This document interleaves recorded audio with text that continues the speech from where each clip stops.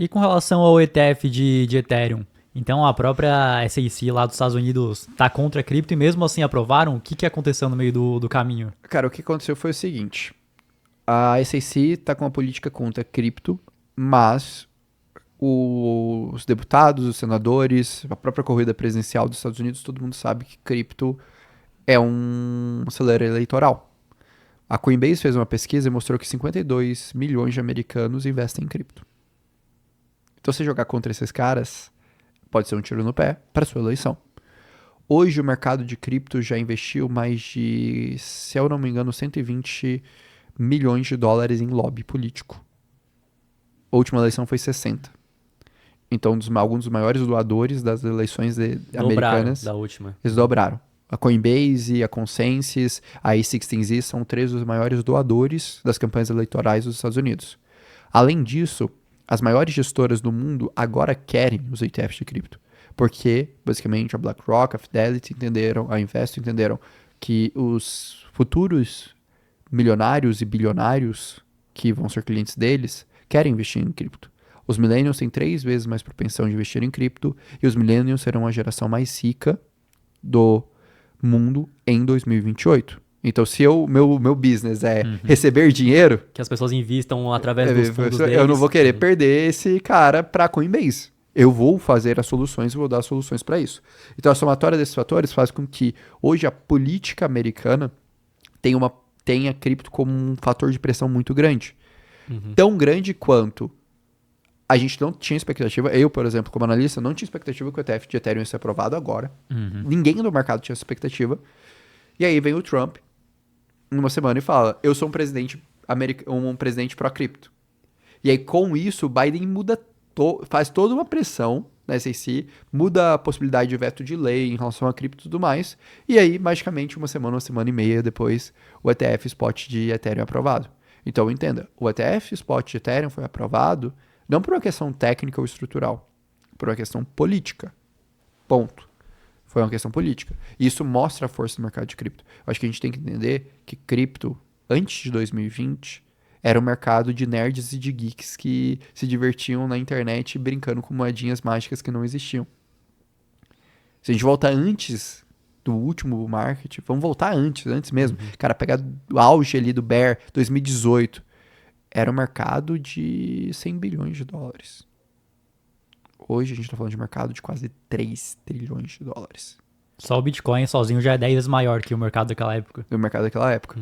É loucura. Eu falo isso porque, cara, eu me lembro em 2020 fazendo live para 2 pessoas, uma pessoa sobre cripto. Eu lembro fazer live com os maiores influencers de cripto hoje do Brasil e a gente botar 50 pessoas na live. Hoje não. Hoje milhares de pessoas sabem. Se em 2017 você perguntasse o que é cripto na rua, ninguém ia saber te responder. Hoje todo mundo ao menos já escutou falar sobre cripto. É diferente o nível de consciência. Só que, beleza, isso daqui é um dado, mas agora entenda um outro dado. Cripto se tornou um mercado tão relevante que cripto é pauta da eleição da maior economia do mundo. Esse é o tamanho que é o mercado de cripto. Antes a gente olhava, cripto não é nada. Cripto é muito maior que a Bolsa Brasileira, cara. Em volume, em transação, em estrutura, em players por trás disso. As maiores gestoras do mundo têm produtos de cripto. Então fica muito mais difícil você ignorar um mercado como esse. E se for ver o brasileiro em si, se eu não me engano, tem mais conta em uma exchange de cripto do Sim. que na B3 para comprar ações. Porque é mais fácil de investir. Cara, ações é um negócio muito complicado. E eu falo isso pela lógica do brasileiro médio, tá? Não falando isso como bom ou ruim. Mas ações é uma parada assim, você tem um monte de símbolo, as corretoras têm uma experiência de usuário muito complicada. Pô, você vai comprar uma ação numa XP, num BTG, cara, você rala um pouquinho pra entender a lógica, aí você tem que dar as ordens e tudo mais. Cara, a corretora de cripto é tudo gamificado, é tudo brilhante, parece um cassino. E em parte a dinâmica em parte até é mesmo. Em parte é mesmo. Mas parece um cassino mesmo. Tipo, você toda hora brilha uma coisa, bônus aqui, bônus ali e tudo mais e tal. Então é muito mais fácil para as pessoas. Porque em cripto você chega no cara, e aí, cara? Quero entrar em cripto aí, o que eu faço? Aí você fala, não, cara, compra Bitcoin e Ethereum. Aí o cara, beleza, é muito fácil. Você vai abrir lá a conta, Bitcoin e Ethereum comprou. Agora, se a mesma pessoa chega bate no seu ombro, cara, tô querendo aí investir no mercado de ações, aí o que eu faço? O que eu compro? Tudo mais. Aí até você explicar, tudo mais. Aí você pega o Brasil, além de tudo, você pega a Bolsa Brasil. É uma bolsa que Pô, tá há o quê? Quase 10 anos sem performar positivamente em relação ao dólar. Em relação ao dólar, diante de 2008 não Desde voltou 2008 o que era. não voltou. Aí você pega cripto, que é um mercado que constantemente Em renova. 2008 tava surgindo o Bitcoin. Eu vi um então... post que eu achei mais engraçado. Um cara postou esses dias, enfim. Mercado financeiro tradicional brasileiro. Pô, se você comprou o Bitcoin em 2021, parabéns. Você continua tendo os mesmos 10 mil dólares agora. Porque o Bitcoin tá na mesma faixa de 2021. Beleza. 3 anos depois, o Bitcoin tá na mesma faixa de 2021. Agora você pega a nível real brasileiro, não necessariamente. E você teve o fator de desvalorização. Só de você ter ficado em dólar, você já ganhou muito dinheiro. Dependendo do patamar que você está em 2021 para o patamar, o recorte de 2024. Isso é um mercado que ainda tem a expectativa de voltar, é um mercado que ainda não voltou à liquidez. É um mercado que mostra-se muito resiliente. Então a minha leitura é essa, assim, eu acho que cripto é um mercado muito fácil, especialmente para o mundo emergente, cara. Esses dias para trás eu fui para a Argentina, impressionante. Grande parte dos locais aceitam pagamento em cripto. E eles preferem um pagamento em cripto porque não tem imposto, porque não tem uma série de questões do que o pagamento na moeda fiduciária deles. Você pega uma moeda que se desvaloriza absurdamente todo Sim, mês. sim. Não, na Argentina, se você é turista na Argentina, pelo menos antes, eu não sei como está agora, fui faz um ano, eles não queriam aceitar pesos. Tinha agências locais que ia pagar o passeio que eles só aceitavam $1. Mas não, a gente aceita E tem dólar. os câmbios paralelos ainda, E por tem os conta câmbios do Estado, enfim, né? E assim, e cripto surge como alternativa, porque é um mercado muito mais fácil de fugir dessa dinâmica. E cripto é um mercado global. Então, cripto dá um acesso global a países emergentes que não existia antes. E uma facilidade para você ter esse acesso, essa liquidez que também não existia antes. Acho que é interessante que a galera vá atrás de investir em cripto, mas a crítica que eu tenho é que muitos investem pelo motivo errado. Então o cara vai lá em cripto não porque, pô, talvez ele viu o Bitcoin, viu que tem valor mesmo, ou talvez porque ele simplesmente queira multiplicar o patrimônio dele rápido. Sim. É assim, cara, cripto talvez seja a oportunidade da nossa geração que mais existe a possibilidade de você multiplicar seu patrimônio rápido. Eu falo isso porque foi o que aconteceu comigo. Cripto mudou minha vida. Eu estou no mercado desde 2017 e foi o que me deu estabilidade financeira, o que me deu toda a estrutura que eu tenho hoje. Só que você entrar no mercado de cripto sem entender a dinâmica cíclica dele, a chance de você sair com menos dinheiro do que mais é muito alta. Então, entre no mercado cripto tendo essa consciência e tendo a liquidez para continuar nesse mercado. O que eu vejo muita gente, que às vezes as pessoas entram no mercado de cripto e estão esperando daqui a 6 meses estarem ricas. E não, o mercado não entrega isso. Mas em contrapartida, ainda existem coisas muito evidentes, muito óbvias, muito relativamente seguras dentro do mercado que podem entregar isso. Exemplo, a gente estava conversando aqui nos bastidores, eu falei, cara, pandemia do Covid, o Bitcoin chegou a ser negociado a 3.500, 4.000. Não vamos pegar o cara que comprou ali. Fundo, Vamos pegar o cara que comprou ali nos 2, 3 meses seguintes, comprou Bitcoin a 5.000. Esse cara que comprou Bitcoin a 5.000 em 20, se ele vendeu no meio pro final de 21, estou falando de um ano e pouco, ele fez 10 vezes. E eu não tô falando que ele vendeu no topo, que o topo foi 69, eu tô falando que ele vendeu a 50.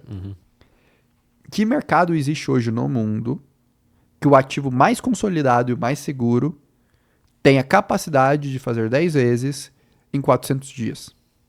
Nenhum mesmo. E a gente não tá falando de um mercado pequeno, a gente tá falando de um mercado de trilhões de dólares. Você não tá pegando mais small cap da Bolsa Brasileira que não tem nem Exato. $1 bilhão de market cap. Não, você tá falando de um mercado que, assim, daria pra você ter entrado com 1 milhão e ter essa multiplicação, 2 milhões, 3 milhões, 5 milhões e ter essa multiplicação. E entrar e sair no mesmo dia através de uma bolsa ou em uma estrutura OTC. Esse é a magnitude do mercado de cripto. Mas por quê? Porque talvez essa seja a revolução da nossa geração. Talvez ali a gente vai somar blockchain, inteligência artificial, e serão coisas que daqui a 20 anos, os principais bilionários do mundo serão caras que acreditaram e investiram naquilo no início. Assim como hoje os principais bilionários do mundo foram os caras que tiveram a coragem de investir nas .coms. Os caras que a maior geração de renda dos últimos tempos do mundo são quem? Foram a galera que olhou e falou pra internet. A gente é a prova disso. Pô, aqui a gente tem os nossos negócios digitais e tem toda essa estrutura. Por quê? Porque a gente teve coragem de investir na internet numa época que ninguém tinha essa coragem. E isso mudou, por quê? Porque a internet, hoje, o e-commerce, toda a estrutura, a ideia de comprar pela internet, de fazer pagamentos na internet, fazer toda a estrutura na internet, consumir conteúdo pela internet, ela é um mercado em expansão. Então, às vezes, quando você entra no mercado, que aquele é o mercado da expansão daqueles próximos 20, 30 anos, aquilo muda teu patamar. Só que, mais uma vez, nesse meio do caminho vão ter várias incertezas, várias dinâmicas, e você vai estar no mercado que ele está em crescimento e que ele é mais incipiente. Então você tem que saber ter paz nisso e principalmente estudar pra caramba pra conseguir. E saber escolher realmente aquilo que tem fundamento e não pegar aquilo, isso aqui vai valorizar porque fulano falou, comprar e alocar ainda 100% nisso.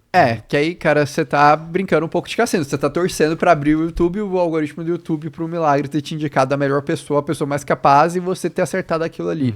Você tá buscando um herói. Volta a analogia que a gente fez do Par ou Ímpar. Você tá buscando um herói. E, cara, heróis existem? Existem. Mas a probabilidade deles acontecerem é baixa. Então, assim, eu não acho que você tem que jogar o teu jogo, o teu dinheiro com isso.